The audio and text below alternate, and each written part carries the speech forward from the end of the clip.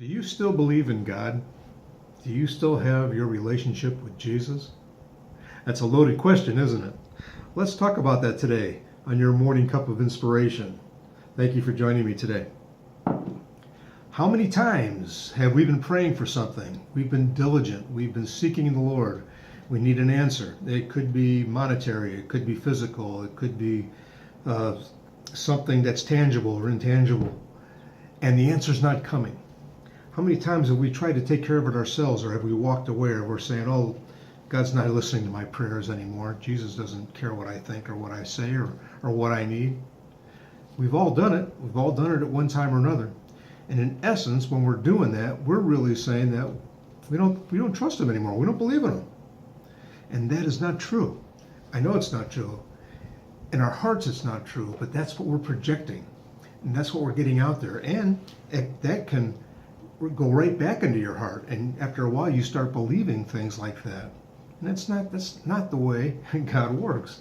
If we're not having something done on our timeline, then we feel that this is not done right.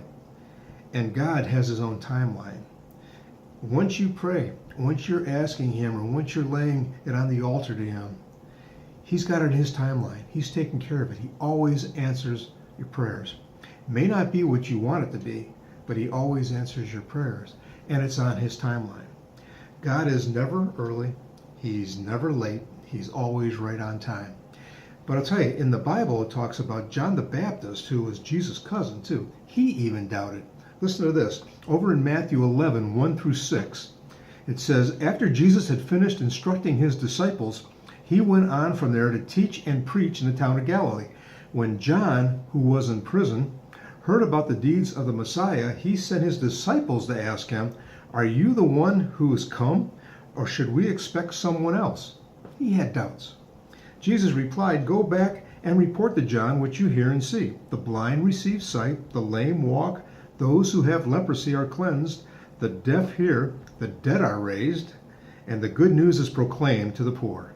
Blessed is anyone who does not stumble on account of me. John the Baptist, Jesus' own cousin, had doubts. He was sending his disciples to ask him, are you really the one?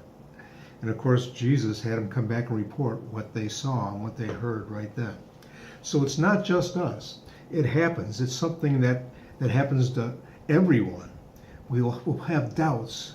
It'll come in. We may say, no, we don't have any doubts, but if God's not answering and we're questioning, then we have doubts. And don't let that get to you today. If something's not happening in the timeline you think it needs to be happening on, it's going to happen. God has it in control. You prayed about it, God put it in his timeline, and he's taking care of it, and he's going to do it according to his will. I hope that encourages today, and I look forward to seeing you again for another Morning Cup of Inspiration. God bless you, everyone, and have a wonderful day.